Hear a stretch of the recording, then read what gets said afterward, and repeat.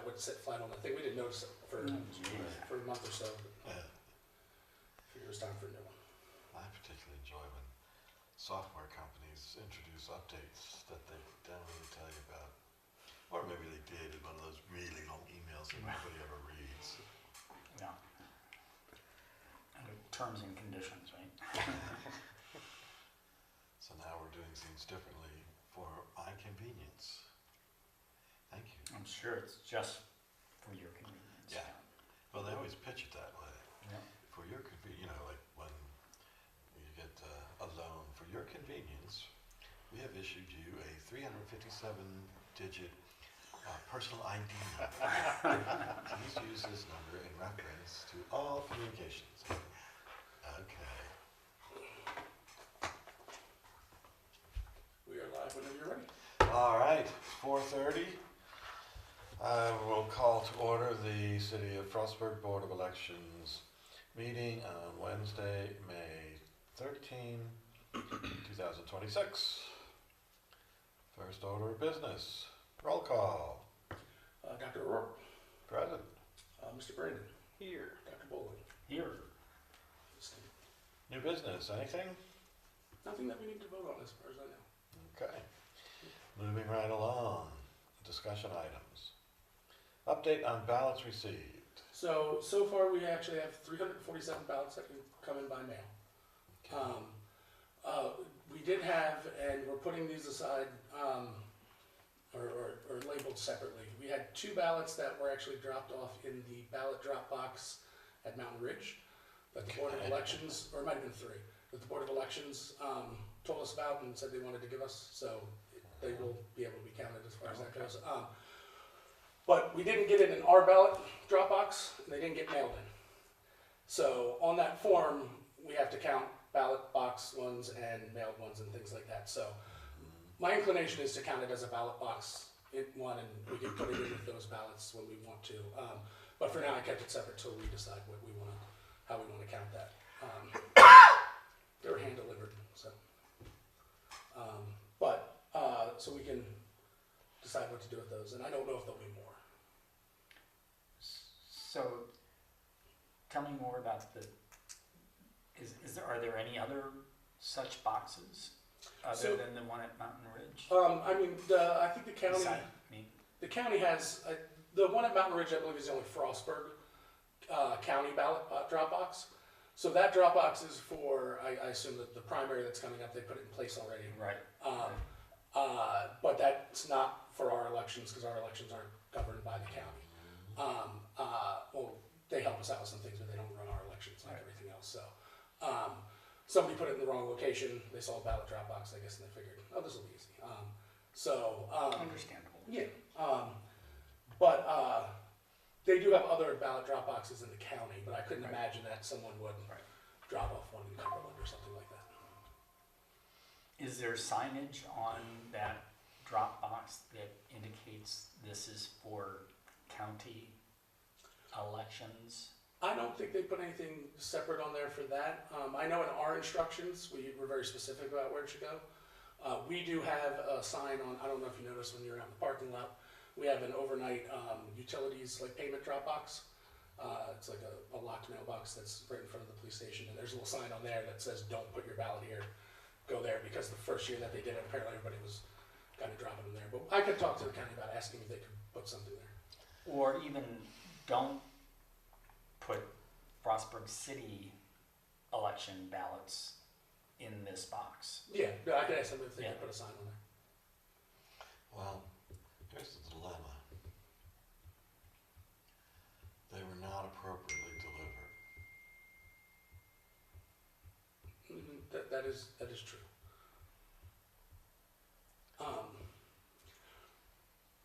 With that, so it depends on how you want to look at it, because you could give somebody else your ballot to drop off at the box, and so. But if you mail it to some other location and they turn it in, does that count? I can have a conversation with I don't know. Looking at our operating procedures, I don't think there's anything specifically in there.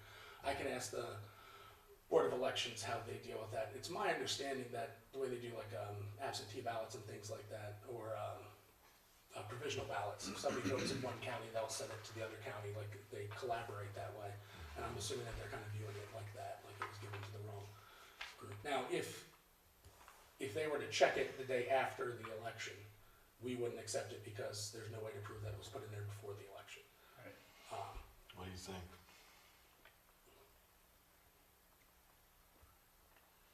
I mean, I can see how it could happen innocently. I'm a little bit surprised that the county would not have explicitly communicated that this drop box is for this election, and I think putting something there now that also states that, or whatever words to that effect, but also makes explicit that this ballot box is not for Frostburg City election ballots. Yeah, I'll have to go check it and see what it does say. I think it does say that it's for, you know, the county's election or the state elections and things like that. It says you're not allowed to tamper it. I think it has some of those kind of things on it, if I remember from previous years. Yeah. But I don't know that they got out of the way to say not for X, Y election. But I could ask them if we could put something, even if we don't touch their box and put it on the wall behind it. Right. Yeah. My question is, do we accept these ballots? Right. That's the pressing issue. That's what do you think? That was my question. No, I know. And I've got somewhat mixed feelings. I mean, I can see it happening.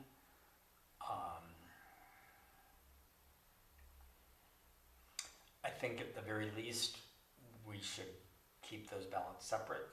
Which we have. It's a tough call, and I don't want to disenfranchise someone that made the effort to vote and just put it in the wrong. But if they screw up their ballot and they turn it in the right place, we disenfranchise them Yeah, for that as we well. do. So But I don't know which one you want to be comparable to. I think the instructions on the ballot itself, in terms of how to fill it out, are clear enough that when they deviate from that,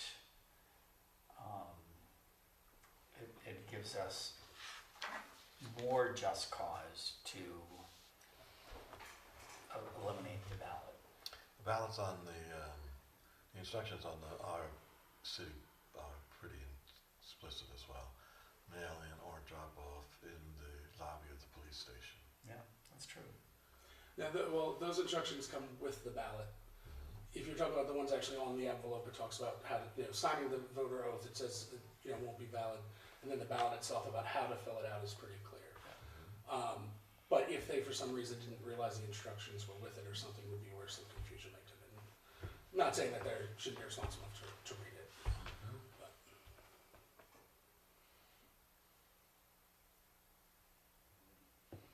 Brad, what do you think? I too have mixed feelings about it, but if it was an honest mistake, Yeah, I hate to. That's the type of thing that we generally don't get involved with, determining honest or dishonest. Yeah.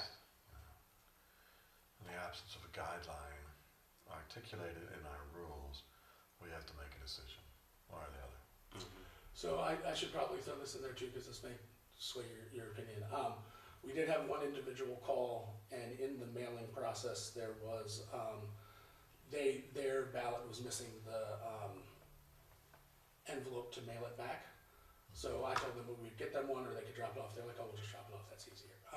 But so there is it's in the realm of possibility that the piece of paper with the instructions of where to mail it didn't wind up in there. If they missed an envelope, they could have missed instructions. So I do want to put that there. I'm not saying that that's what happened, but Yeah, true.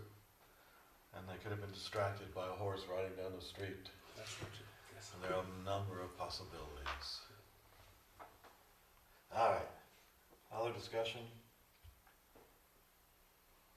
I'm gonna call a vote. accept these ballots that were in error, put in the ballot box at the local high school. I say yes, reluctantly, but I say yes. I say yes as well. Okay. I will go with the majority then. But we will have to, I don't know, do something for the next cycle to, I mean, I know it's a small number, but every time we run into a problem, part of our obligation is to address it. Yeah, agreed. And we can talk about changing that for next year, putting some sort of signage. Okay, other discussions on item A? All right, on to B, replace the ballot process. Replacement ballot process. Sorry. So we just got today, in that second binder is our official precinct voter registry book. So if anybody wants to take a look at it, we'll have to talk about that during the canvassing process too, because there's a step that I didn't know about, so that'll be fun. But, so those are all the You're going to individuals. keep us in suspense? Yeah, it's later on the list. That's fine. So I those, can handle that. those are all the individuals that are officially registered to vote as of our registration. You'll notice there's two sections in there. There is a section in the back that says inactive voters. I called the county just to confirm what inactive means. So inactive doesn't mean that they are not eligible. They are registered voters and they're registered in the city of Frostburg.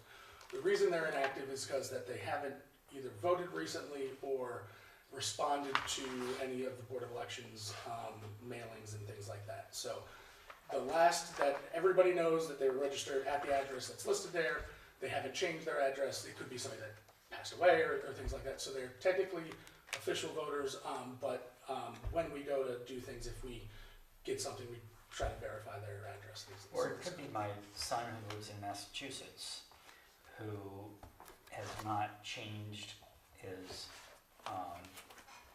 with MBA, his Yeah. address, and still has a Maryland license plate in Massachusetts. Yes. Yeah.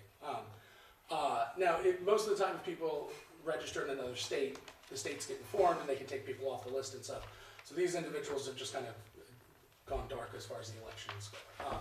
So if they are on that list, they are still eligible to vote, and if they do vote, we do count them.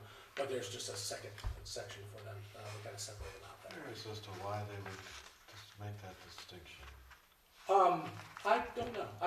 To be perfectly honest, that's why I called and asked, because I thought it was interesting. Doesn't actually affect their rights. I think it's more that they're trying to locate them to double check some information, so knowing that they are inactive is important to the, What's the M stand for? where's that? Well, we have R and M. Most people don't have an M. Mailing? Residential? Male, female, M and F? R and M. Where, oh. Oh, yeah, I think it's residential and mailing. I think mailing is for when you, if during the election season, you're normally out of town and you ask for like a mail-in ballot or something where it gets mailed to you. Okay. But so, we officially have that. If anybody needs a ballot, we have plenty of them. The printing company did give us some extra, so we requested 50. We have a bunch more. One of the things I did do, because to help track it, is we did put numbers on the envelopes for the replacement ballots that are in the 5,000s. So we only had 4,000. So anything in the 5,000s would be a replacement ballot, just so we can better track what it is, and there's not blank ones. Blank ones make me nervous for some reason. So, but yeah, so we have a process. We had one individual call so far, I think, and asked some questions about it. But other than that, nobody registered locally, so nobody registered just with us. Everybody that's registered is done through that process. We don't have a supplemental list or anything for this year. Well, that makes things a little easier. Yes. It is a little bulky as far as looking through things because of the way they do it. I was hoping it would be a little bit more like Excel sheet. Just 100 names on a page or something like that, but it's about a dozen. So, But yeah, so we are all set as far as that goes. All right, other comments? C, review of the canvassing procedure. So this is just looking a little bit deeper into some things and then getting this.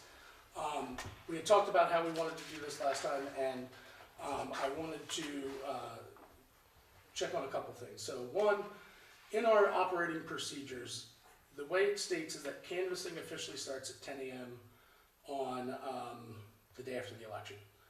So we had originally talked about having you all come the evening of the election to potentially open up the ballot box and that type of thing. We can leave it locked and just move it into storage behind a locked door so nobody has access to it, to put any ballots in it. Or if you wanted to, we could open it up that night, count what's in there, and put them into storage that way too. Either way is fine. If the ballot box gets full before that day, we'll have to call at least 2 people in to open it up, count them, put them into storage, and then retape it and put it back out. But so we don't necessarily need to do that at 7 p.m. I'll be here to make sure that it's no longer in public access either way. But on the 3rd, if you look at the operating procedures, it states that the city staff at 8 a.m. will take all of the mail-in ballots and open up the outer envelope, not the voter oath envelope, to prep them for canvassing. And make sure that the counts are correct and all that kind of stuff with what we've received and what's in there. So you don't need us at all on the 2nd, is that what you're saying? That's up to you all. If you all want to come in at evening and take all the ballots out of that and just give them the initial count and put them into storage, we can do that, or we can just lock up the whole box and we can do that when you all get in at 10 a.m.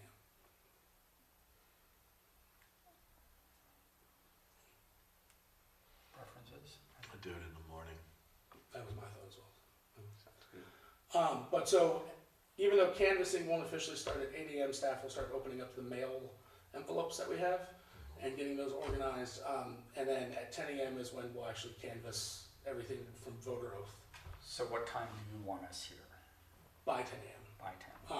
I wanted to make sure you knew that the staff would be doing that in the morning in case any of you wanted to be here. You're more than welcome to. But that's not officially considered canvassing yet because they are not opening up the. Right. We're not checking anything against any. No, they're just facilitating the process. So that'll happen, and then the goal is we put voter numbers on the mailing alphabetically. So everybody's voter ID number is based off of an alphabetical number that I generated.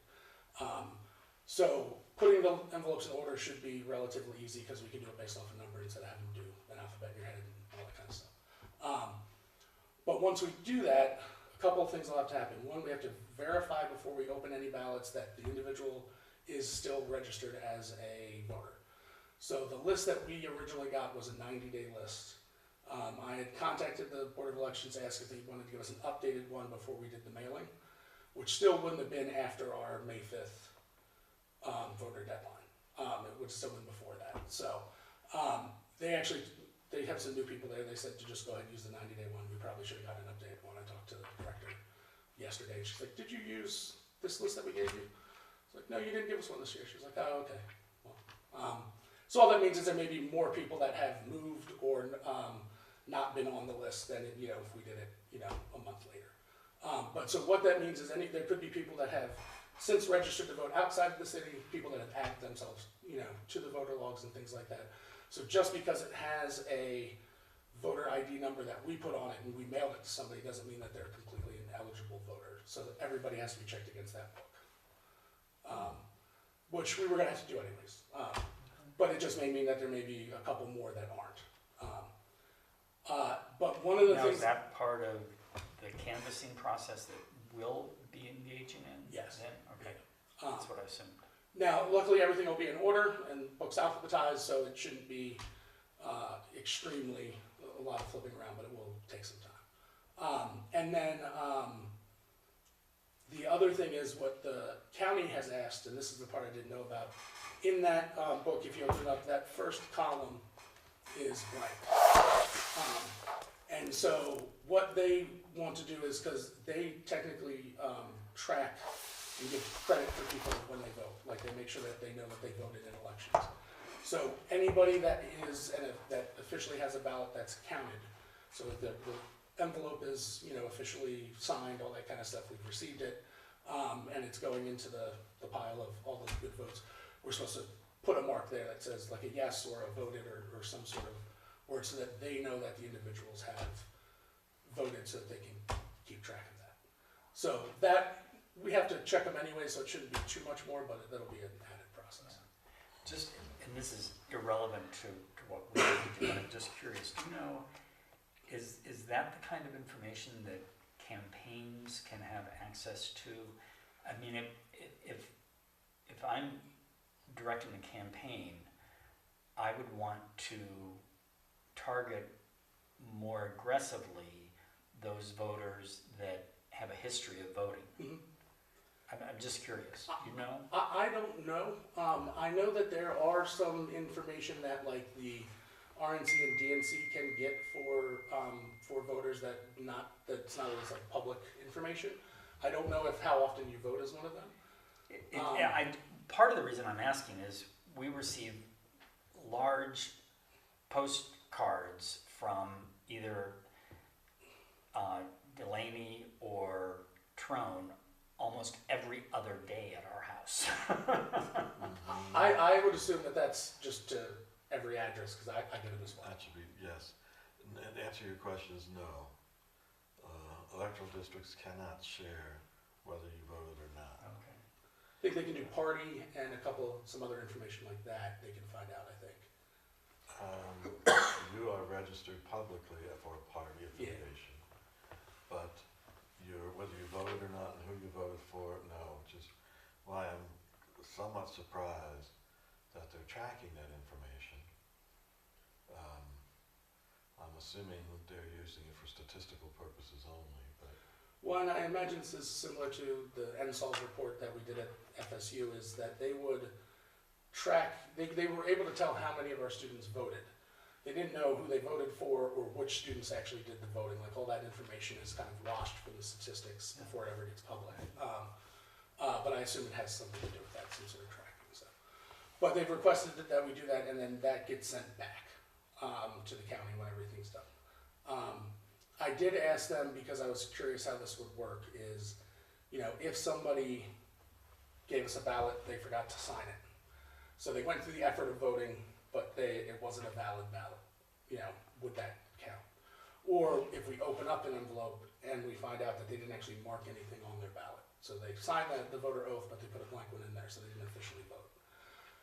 Do we count the effort as a check mark or not? And the answer was if the ballot doesn't count, then it wouldn't count as a, Makes sense. yeah. To the best of our ability, because when we pull things out, we may not realize that somebody's marked something wrong until after we don't know who it is anymore, because that's how we go check the ballots. Yep. The spoiled ballots. So, yeah, so that's the big part of that process. One of the things I wanted to ask in thinking about kind of the logistics of all this is we're going to put all these envelopes in order. We're going to go through and check them.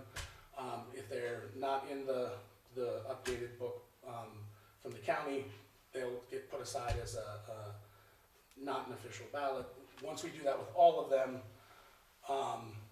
we'll count how many signed positive envelopes we have of registered voters, and then we'll open them to pull ballots out of that to check and everything. Is there any sort of organizational tools you all would want? And so what I was thinking of is, I don't know if we want to get some semi-long skinny containers that we can put the envelopes in to help keep them in order so they're not just laying flat on the table. Do we want to mark the ballots that we've checked in the book? I can get like a little green stamp or something that we put on the voter oath envelope, or like a little red X, just so we can keep track of things, so we're not double checking things or missing anything. Is there anything like that that would help with that process that you can think of? I like the idea of the boxes that would just help keep things organized. We can definitely do that. Yeah. I think we could just check an envelope or X an envelope. Just use pen, that's Yeah, fine. rather than, and just separate them into piles, rather than That's perfectly fine. getting anything new to go with the check mark. Good box. Makes Thanks. sense to you. Not so Yeah. good box. The one thing that we also may run into, just because I had somebody, the individual that didn't have the mailed envelope, and I was very appreciative that they called, she said, is it okay to just put because her and her husband were both voting, they both had their own oath envelopes, just not the one with the stamp. She's like, is it okay to put both oath envelopes in the same mailing envelope? It's going to the same spot, it's not, mixing the ballots. And I asked her not to, just so we can keep track of mail-in ballots. But there may be people who have multiple voters in a home that don't see the reason to put them in separate mailing. So when we have the final count of mail-in ballots, if we open any and there's 2 voter oaths in there, we'll have to make note of that to make sure that the numbers make sense and line up in the end. Because if we have 50 mail-in ballots and 51 voter oaths, it's going to look like something wrong. So we'll just have to keep track of that with the staff when they're doing that. So just to keep a heads up on that.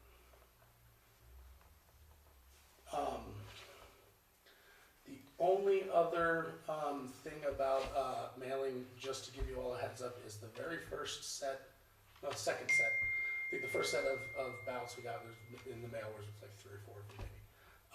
But then we got 35, I think, the next day. So they're coming in pretty big chunks. One day was over 100. But we noticed that there was a handful, I think it was 15 in the 35, that weren't postmarked.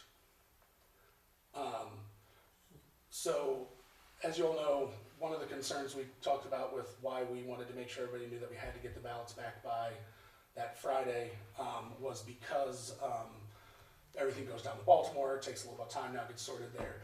For local mail, the post office has a local, postmark that they could just kind of stamp on it and just deliver it, so it doesn't go to get sorted. They've been doing that with our election materials when they find it, which is good because it means it gets to us much quicker. But because of that, they don't always do that. It doesn't go through the sorting machine and get to normal stamp and things like that. So I did go and talk to them and ask them to please make sure they're postmarking it. My concern being is if Later, it's an issue. because we've gotten them, I've had the staff, anything they get that doesn't have a postmark, they write on it the date that they received it so that we're keeping track of that. And that it's not something that was potentially postmarked afterwards. But once we get to the 3rd or the 4th, if somebody comes in without a postmark, we can't accept it. And so if it was something that was there, but they just forgot to stamp it, they could technically be disenfranchising someone. So they put a note on our PO box to make sure everybody remembers it, this, that, and the other. I'm gonna go up there, at the end of the day on election day and the first thing the day after, and just make sure I've received everything from them. That was local, so that way, if we get something that's not postmarked after that, it's a 99% chance that it was definitely dropped off afterwards. But that was just one little glitch that we weren't expecting, but we're working on it. So. Okay. All right, further conversations about canvassing procedure. All right, moving on to the canvassing schedule. So we talked about it a little bit. 8 a.m. staff will come in here and start doing some things. 10 a.m. we will do it. We'll officially start, and it's set to canvass from 10 to 4 p.m.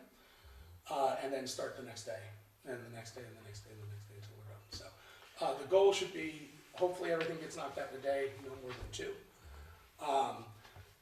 And then we won't get back together to canvass again until 10 a.m. on Friday the 12th for any of the ballots that may have come in afterwards, that were postmarked at the proper time that came in after the 3rd. So the 12th? Friday, June 12th. So we'll do it every day until we need to. All the ballots that were collected by election day at 7 p.m. will be canvassed on the day after the election until we have a final number for those each day. Anything mailed in, even if it comes in on the 3rd while we're canvassing, all goes into a separate storage, and all of those that get received after the election but were postmarked appropriately will get counted that last day after 10 a.m. because we have to receive it by 10 a.m. That's when we'll go check the mail as 10 a.m. Okay. If we are scheduled to be here from 10 until possibly 4. Are we going to have a lunch break, a snack break, anything like that? Yeah, you do that. I can order lunch that day, for everybody. If we are going to have everyone leave, to like actually do like a lunch break, we would need to make sure we reseal everything and those types of things, so it may be easier to bring things in so we can keep an eye on everything and just keep the live stream going, but. Yes, I think that would be a much better idea. Leading up to it, I'll make sure I send something out and we'll get orders from you all on what we wanna do, Good. where we wanna get food from, but we can definitely do that. All right, public notices. So, the final public notice goes out on it was sent to go out on the 19th. The paper doesn't run on Tuesdays anymore, so it will go out on the 18th. So it's the same public notice that went out before, it will just have all the candidates on it, it's actually the one that's on the front door now. So that will be running the paper, that's the second official one, we'll also put it on Facebook, we put it on our website, all those types of things, and just run it all one more time. But at this point, it's the same thing that's on the ballots that people have gotten and those types of things. Good. And then we will do public notices for canvassing. We have to put public notice out that we're canvassing 7 days ahead of time, which is hard to do for the multiple days. So when we put the public notice out, it basically says that we will continue to canvass until we no longer need to. And we'll post that on the door every day if we think we're going to have to do the next day as well. Okay. Questions or comments? No. All right, other business then. Any other questions or concerns from you all? Anything for the good of the order? No. All right then. Is 10 a.m. to 4 p.m. June 3rd and 4th is what I would expect that we'd be able to get this done in 2 days at the most, hopefully one day. Does that work for everybody? I got you penciled in. Yeah, it's already. Excellent. And the big thing will, so on that day, I'll have an Excel sheet that keeps a tally of everything that will be up on the board. So every time we get a sheet of 50 that have been officially approved by 2 people, I'll enter in those numbers to keep it kind of running total, and we'll just keep going that way. Now, that running total will not be public in any way. I will double check that. I don't know if we make it public during the canvassing part or if we wait till the end. But there has to be at least one other person, and we'll probably have a staff member down here to do that as well. Looking over my shoulder, making sure I'm typing what's on the paper. So that there's I no. would recommend that since we're doing a count of a batch, and the only thing that distinguishes Wednesday from Thursday and Friday is our inability to count fast enough, that we hold any results until we've completed that batch. Oh, that's fine. And I believe the way I that, would agree. I believe in the past what they've done was after the initial canvassing of everything that was coming by election day, Right. those tentative numbers are made public. Right. I think they actually posted on the website with the information that that final ballots will be counted on Friday. Yes, that's fairly standard in elections that Yeah. have mail-in election day results. And then after residuals. Yeah. But if our election day results are not completed until Thursday, then Thursday they get our election day results. Yes, yeah. Rather than partial results, partial results, partial results. This is everybody who came in by the first deadline. And then we do the last deadline. That's perfectly fine. Unless we have to come in again, unless all 4,000 people come out and vote. If that's the case, we're going to have to swear in a lot more people to help canvass. No, there's just gonna be a lot more swearing. There'll be a lot more swearing, yes. And then on Friday, there's the draft forms are in the operating procedures and that type of thing, but I'll make sure we have a draft together. But by 11:59 p.m., you all are to officially verify the results and inform me of the winners via letter. So we'll have all that kind of prepped and ready. You're not allowed to do it before 11 a.m. because we get the last ballots in by 10 a.m., an hour to review everything and that type of stuff. So sometime between 11 a.m. and midnight On the 12th. on the 12th. Okay. Well, on the 12th, I just have us penciled in for a last day of ballot counting with no time frame associated with it. So we would start at 10 a.m. again, because that's when we would get we'd make sure the mail was, brought over then, because everything goes to a PO box for us, so, And 10 a.m. until we're done.